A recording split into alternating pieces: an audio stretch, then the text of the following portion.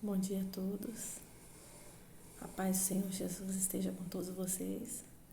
Eu gostaria nessa manhã de estar compartilhando mais uma porção da palavra de Deus, que está em Provérbios, capítulo 4, verso 23, que diz assim: tenha cuidado com o que você pensa, pois a sua vida é dirigida pelos seus pensamentos. Sabemos que desde o início, com a queda do ser humano, do homem, a mente foi canalizada justamente para o mal.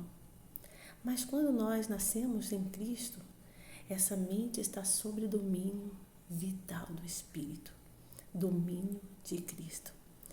Em 1ª Carta aos Coríntios, capítulo 2, o verso 16, diz assim: pois quem conheceu a mente do Senhor que possa instruir? Nós, porém, temos a mente de Cristo, ou seja, agora nascidos em Cristo pela graça, nós temos os sentimentos, o poder e a força que provém de Cristo. Em Romanos capítulo 8, no verso 6, diz que porque a inclinação para a carne é a morte, mas a inclinação para o Espírito é vida e paz. Então, servir a Deus vai gerar vida e o Espírito nos vivifica. E a lei do pecado nós sabemos que mata. Mas como agora ganhar essas batalhas contra os inimigos na região celestial? Primeiro nós vamos ter que conquistar essas fortalezas espirituais que Satanás tem colocado na nossa mente.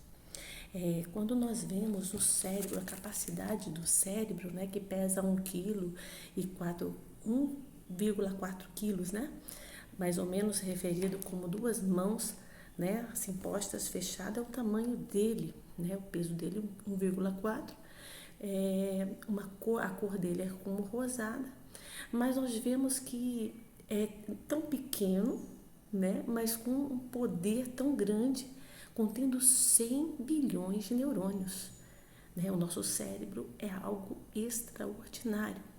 E cada um desses neurônios podem fazer entre 1.000 e várias centenas de milhares de sinapses, que é a junção dos neurônios, e capaz de produzir 1.000 trilhões de conexões. Os próprios neurônios compõem apenas uma fração do cérebro. Então, é um lugar extraordinário o nosso cérebro, é onde o inimigo tem tentado e tem trazido o campo de batalha, Então, nós vemos que quando nós começamos interligar na nossa vida espiritual com esse órgão especial que Deus nos deu, que é o cérebro, a mente, nós vamos começar a ter uma vida diferenciada. Provérbios capítulo 4, que eu iniciei hoje, diz que tenha cuidado com o que você pensa, pois a sua vida é dirigida pelos seus pensamentos. Então nós temos que ter muito cuidado, porque nós temos que conquistar essas fortalezas que Satanás muitas vezes tem plantado na tua mente, na minha mente. Nós vemos que em Marcos capítulo 12, verso 30 diz: amarás, pois, o Senhor teu Deus de todo o coração, de toda a sua alma, de todo o seu entendimento e com todas as tuas forças. Então a mente deve submeter à vontade de Deus. Esse é o primeiro ponto estratégico para a gente vencer o inimigo das nossas vidas. E Santiago capítulo 1, verso 8 diz: o homem de coração dobre é inconstante em todos os seus caminhos. Não tem como nós ficarmos sem foco, não tem como a gente ficar em 2 pensamentos. Nós temos que ter a mente de Cristo. O que o inimigo quer fazer? Ele quer dividir a nossa mente para que nós tenhamos inconstante espiritual, uma inconstância espiritual. Uma parte vai agradar a Deus e a outra parte vai agradar o sistema desse mundo. Mas só que Deus está falando conosco nesta manhã, porque nós podemos agradar a Deus plenamente.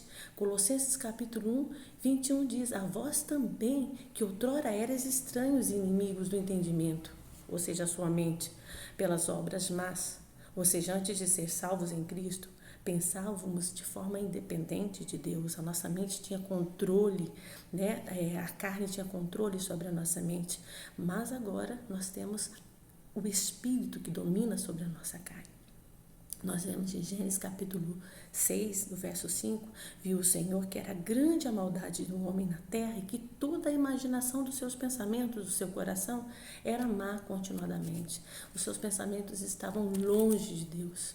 Então, embora hoje todos os crentes, né, que são submetidos e comprometidos, reconhecidos por Cristo, reconciliados pela graça do Senhor, ele pode estar, né, vivendo na graça, mas ele precisa decidir a vida dele através da manifestação, da transformação da vida dele, né, dos seus pensamentos, e uma vida em comunhão, porque senão nós vamos agradar a um Deus desse século, né? Se queremos agradar a Deus, tem que haver transformação, tem que haver transformação em nosso modo de pensar e no nosso modo de atuar, porque assim estavam os povos antigos, né, com seus pensamentos completamente longe de Deus.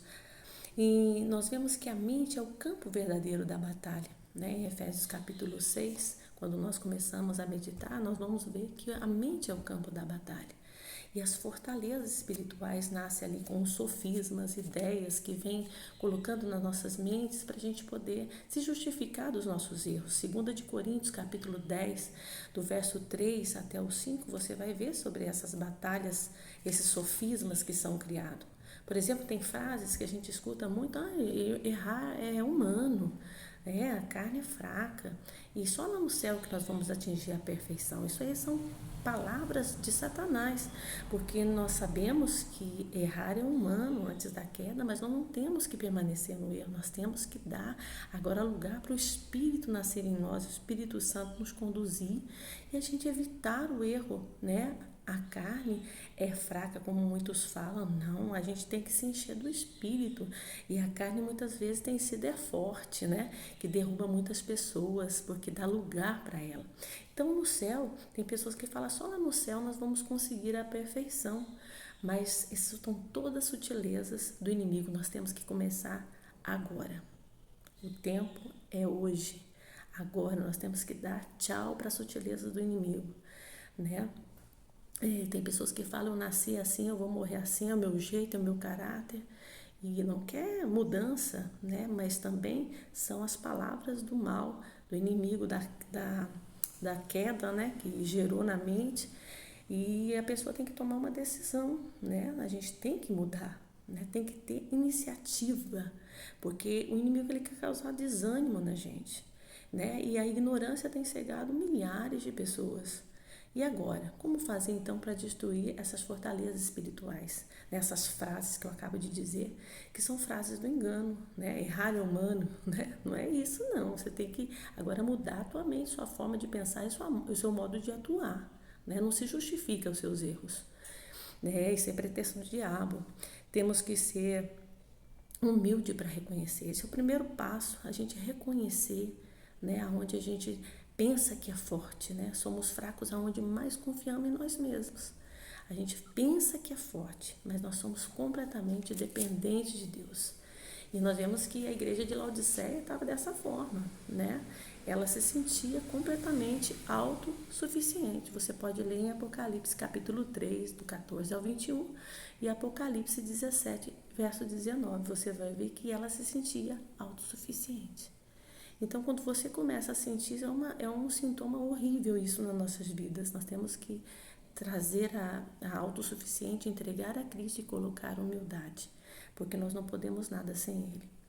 E localizar essa fortaleza o mais rápido possível e colocar para submeter a Cristo. Em João capítulo 14, verso 6, tem que ser submetido a Cristo, né, aos conceitos bíblicos, o que Deus nos fala, nos dirige, para que a gente venha ter êxito.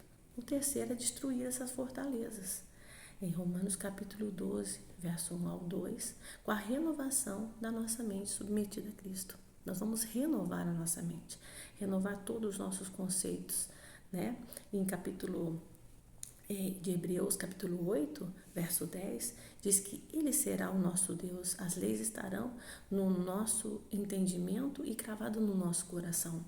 Então, algo vai acontecer quando nós destruímos as fortalezas do inimigo. Nós não podemos estar assim.